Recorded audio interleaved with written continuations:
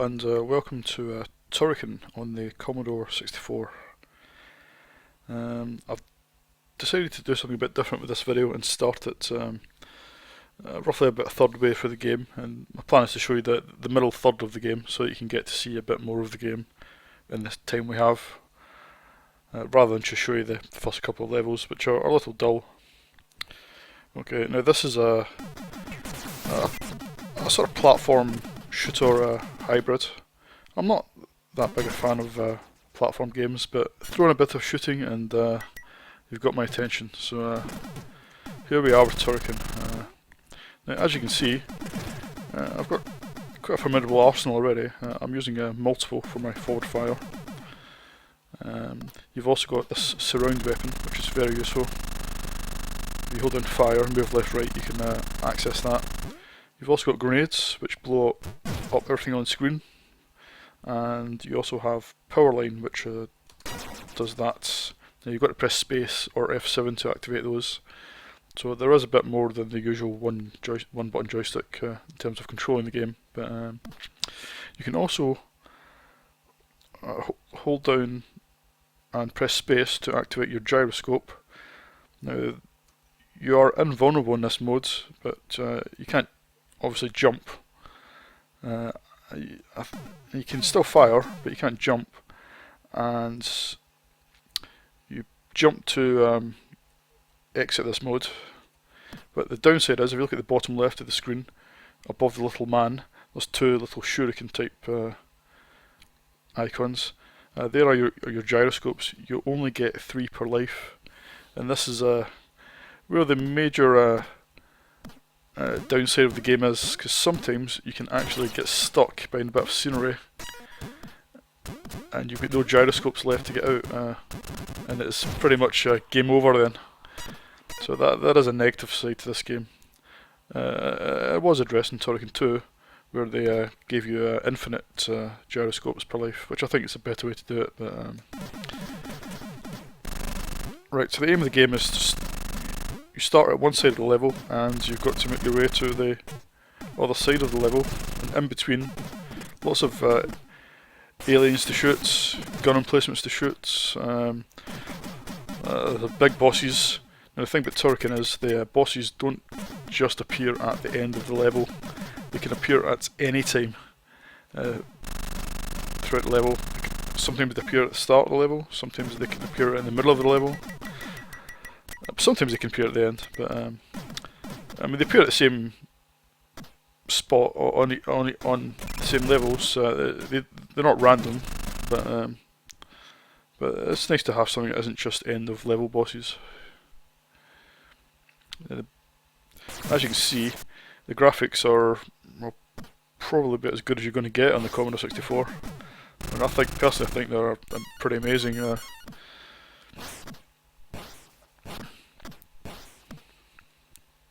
Gyroscope through them, and you can see that there's more than the usual 4 colour backdrops. I mean, he is scrolling the colour RAM, which I personally don't know how he has enough CPU time to do all that, but I guess it's because the main screen isn't quite full screen, the scrolling area.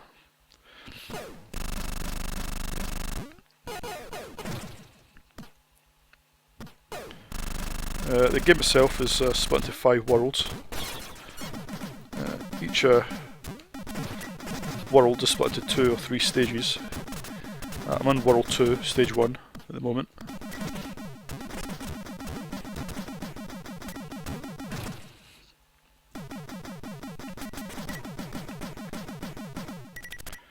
Now unfortunately, if you've played the Amiga version,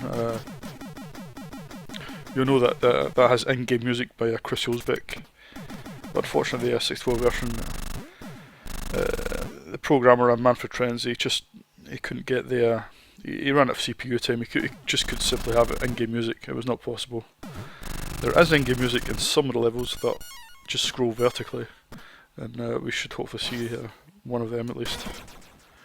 We're approaching what's going to be the first boss. He's big and ugly. Oh, and he moves horribly fast. Okay, I've got some grenades, that helps. Take that.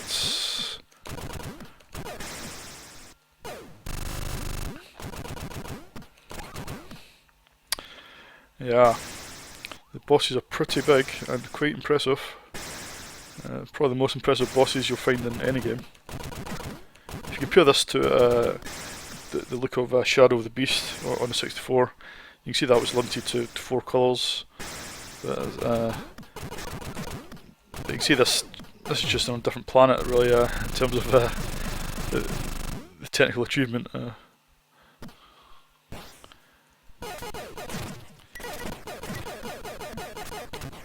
Now, as I said before, there's 5 worlds, and that sounds like quite a big game, and it is a big game. If I tell you that the game has a staggering 1,300 screens size, it is massive.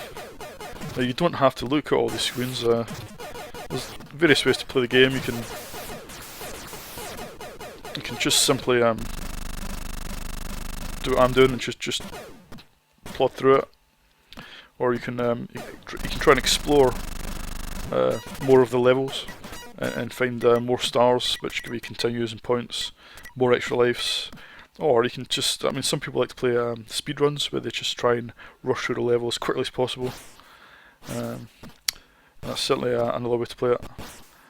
Or some people like to maximise the score.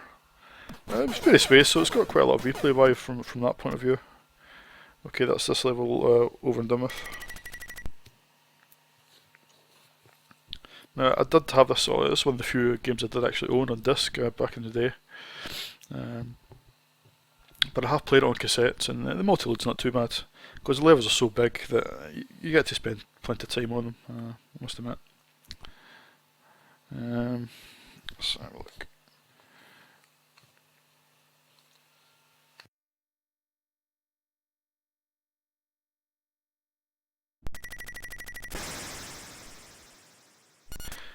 Right, here we are. Stage 2, World 2. You can see that most of the levels have nice parallax scrolling effects that even the Amiga version doesn't actually have. It doesn't have as much parallax. In fact, the Amiga version itself came out a little bit after the 64 version, and it feels a little rushed actually. But I do like the Amiga version. It's very playable, very smooth, but it feels a little rushed. Just try and get a few more lives. A little lift here. Now when this came out, I think people weren't quite prepared for how good it was. I mean, it's very much of a 16-bit quality in terms of its game style and its appearance. You know, when the 64 came out, I don't think anybody really expected a game like this to ever be on the Commodore 64. But because it's pushing the hardware quite a lot, there are a few glitches now and then, a bit of flicker, but it's not as bad as a lot of games, to be honest. But it is technically quite an ambitious game. Now, the only 2 types of forward fire you can have is laser, which I have at the moment, which I think is the best one to have. Or you can have multiple, which I had earlier on. You gotta watch you don't fuck up this bit. Otherwise you can't get off the level. This is another bit that's just not very well thought out.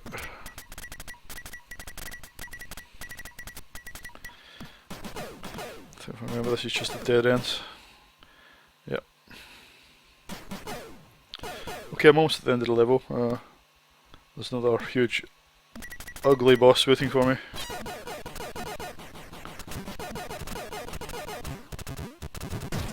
Levels themselves, I mean, they are big if you explore them fully, but you don't have to, and I'm not in this video. They're a lot bigger than I'm perhaps showing. This guy takes quite a lot to finish him off. I mean, this is actually quite The Amiga version is quite easy, but the 64 version is quite hardcore. Shoot 'em up its own way, to be honest. Come on, die you bugger. I might have to sneak behind him with the gyroscope. There we go. Finish him off. There we go. That was a bit of a crap explosion actually. Right, we're on to World 3. This is where the game takes a slightly different turn actually. To basically get to World 3, you have to ascend upwards on jetpack. Once you've completed the middle stage, you have to ascend down again to get to the next level. So this is a vertically scrolling shoot 'em up. It's quite well done. I must admit the parallax scrolling is quite unbelievable. Actually, it's quite very impressive. Similar to the scrolling you found in Hawkeye, Fumbo's Quest, those sort of games. To get that sort of level of parallax scrolling, it's quite technically. You have to rotate or animate your characters, so it's quite graphic intensive. Here we go. As you can hear, there's some music in this level. Now the one area that is a bit disappointing is when you use the power line. You see that the scrolling stops. It doesn't really bother me, but if you played the Amiga version, it might bother you a little bit. You can see the rather nice parallax scrolling here.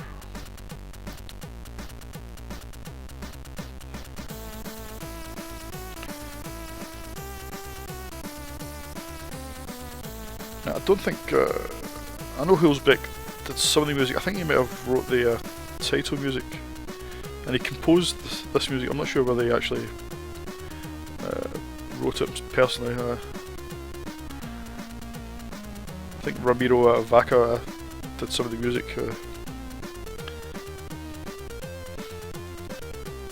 And we didn't hear it, but the introduction when you load the game has some sampled speech provided by Eurontel.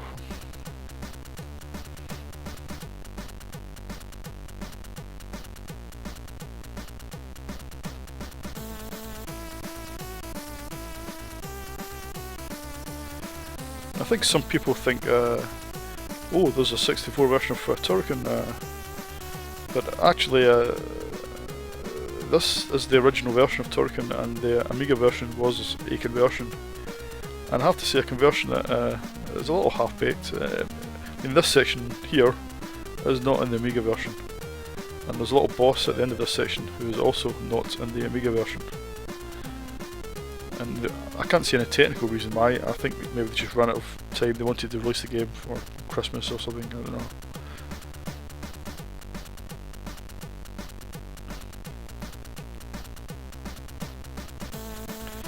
The game is quite generous when it comes to extra lives. If you're prepared to go and look for them, there's tons of them. Some of the big power blocks that you shoot will release extra lives as well. There's a certain random element to the game that you can normally find a life or two if you need it. There you go, also a piece of piss. I think we're almost at the end of this level.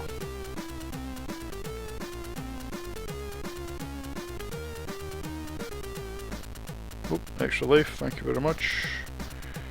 And I've already got 18 lives, but it's possible to complete this game with, I don't know, 90 lives or something. It does get a bit silly, but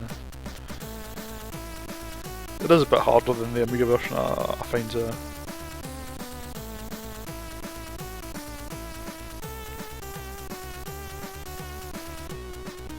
Another extra life. Just grenade that. Unfortunately, it is one of these games that requires the use of the space bar and F7 for extra weapons, which is a bit. It's not ideal, but there's no other way to do it really. Obviously, I'm playing on an emulator here, sitting at my keyboard, so it's not too much hassle. But back in the day, if you were playing your 64 with your joystick or sitting on your couch or whatever, you might not have been sat next to the keyboard.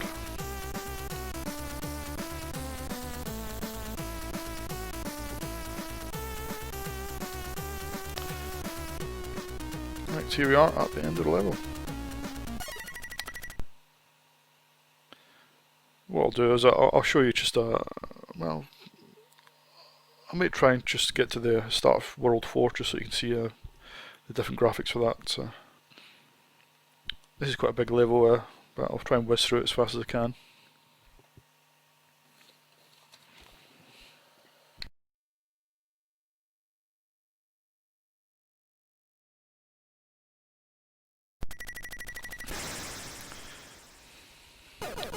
And here we are back at a normal platform sort of mode. This version has a quite nice tune by Chris Hulsbeck on the Amiga, but unfortunately no music again on the 64 version. Oops. Just because I had the shield on there I couldn't quite see my feet. One of the annoying things about the 64 version is if you and it works both ways, but if you scroll the screen and your one-ups slide off the edge of the screen, you lose them forever. They just disappear. The same goes for enemies as well. If they go off the screen, they're no longer there. So it works both ways, I suppose.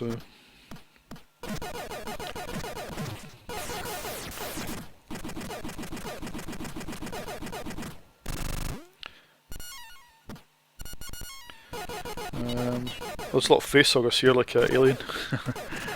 Obviously quite inspired by Alien. I think I've got multiple again, didn't really want that.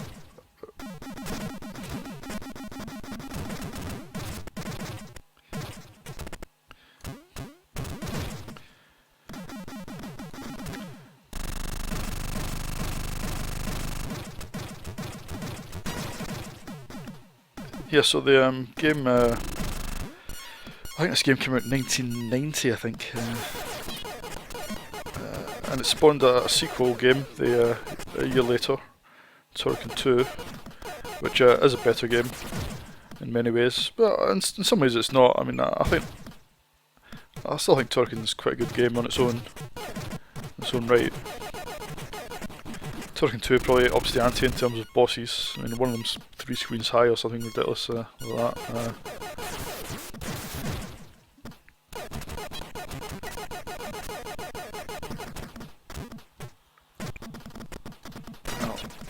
I think there's one other weapon I haven't talked about yet, which is the mine. I think if you crouch and activate a mine, it blows up these little facehuggers. Yep, there you go.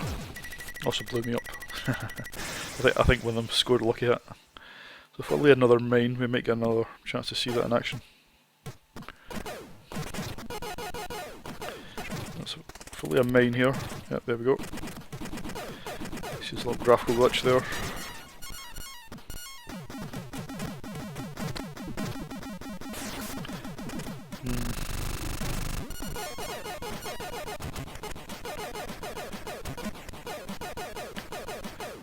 Yeah, so we had Turrican 1 and 2 on the 64. Now, and these were converted to the Amiga. I mean, Turrican 2 on the Amiga was almost a parallel development. So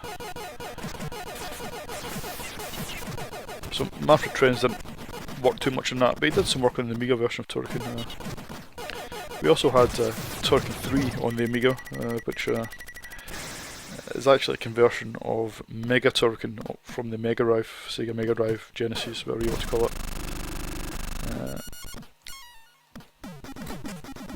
And that was not actually designed by Manfred Trenz, and it shows really because it's more of a platformer, sort of console style platformer rather than the sort of arcade style full on shoot 'em up that he always liked to develop and play.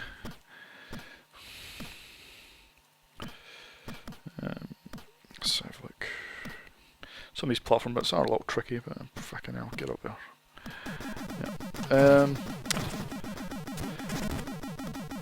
Yeah, so after Turrican 3, I think there was some other Super Turrican on the NES, SNES. I believe Manfred Trenz did write Super Turrican on the NES. But that was the last Turrican game that he was involved in, really. He did try and bring Turrican to the PC in a sort of 3D environment, which was almost finished. I believe it was 60%, 70% finished. But the publisher, I can't remember who it was, but THQ maybe, but they or it might have been somebody else, I can't remember, but they tried to rush the development of it, and Trenz he wasn't prepared to do that, so the game was shelved, which is a bit of a shame, because it was looking really nice. I've just gone the wrong way here, need to get back up. Oh.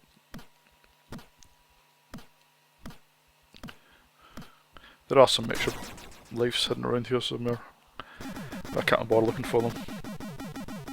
I mean, this is one of these games where, if you'd bought it back in the day, I mean, there's a tremendous amount of exploration and replay value. And in terms of its gameplay, I mean, it's nothing really too original, but the way it's been put together in this sort of scale, with this sort of presentation, I mean, it's one of these games that just raised the level, raised the bar on the 64, I think, in terms of what you could realistically expect.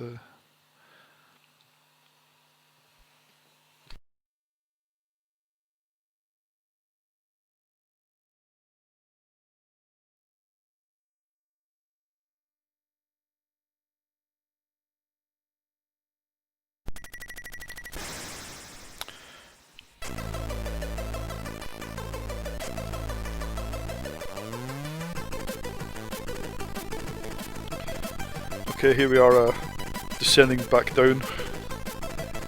Oh, I hate these bloody spinning starlines. Quite like this tune. Some nice drums in it.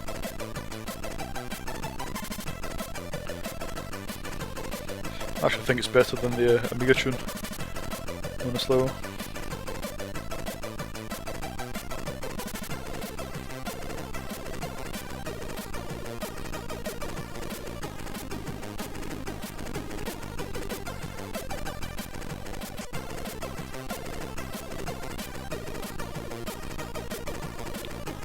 I think death is imminent.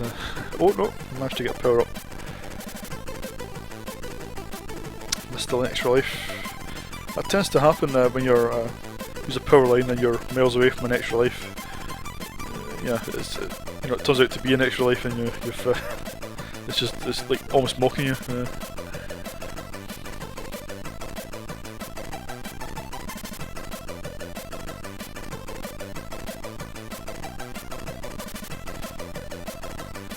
Well, it's almost time to bring this video to a close. It's probably a bit obvious that I'm quite a fan of this game, always have been. And I'm quite a fan of the Amiga games as well, in their own way.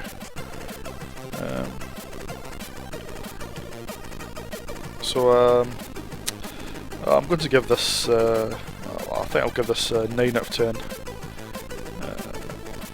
In fact, I'm going to give this 9.5 out of 10. 9.5 out of 10, because I think it's a great game, plays well. Technically, it's fucking amazing, and presentation-wise, in terms of its graphics and sounds, you know, it's very impressive. There's really very little, apart from the little niggles that I've pointed out in the video, there's very little I could find any fault with. It is simply a huge game, and you certainly got your money's worth if you had bought this back in the day.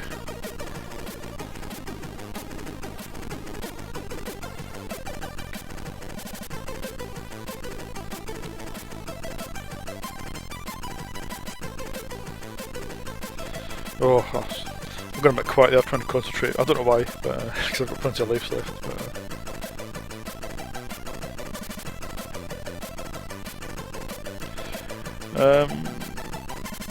let's have a look. Now, Manfred Trenz, when he wrote Turrican 2, he did say in the end credits that it would be his last game on the 64, but he did actually return for an unofficial sequel to Katakis, or Daenerys, which was called Enforcer, which is, as you could probably guess, is a quite hardcore shoot 'em up. But again, it's technically very impressive. But because it was so late on in the 64's life, I don't think a lot of people really played it, unfortunately, at the time. And since, with the emulation and the retro scene these days, it's garnered a bit more recognition, I think. It is quite an impressive game. I may do a video of it. I don't know. I mean, I've done quite a lot of shoot 'em ups already. Right, here we are, World 4. We'll just take a quick look. See if you can spot which film this has been influenced by. I mean, very much influenced by aliens, sort of gooey landscapes. I mean, the graphics are little face huggers. Again, you can use mines. There we go. Yeah, the graphics are quite impressive in this level, actually. Right, I think that's all I'm going to show you. I don't see any point continuing on. This is Turrican on the 64, and I'll give it. What did I give it? I give it 9.5 out of 10, didn't I? Okay, that's all for now. Bye.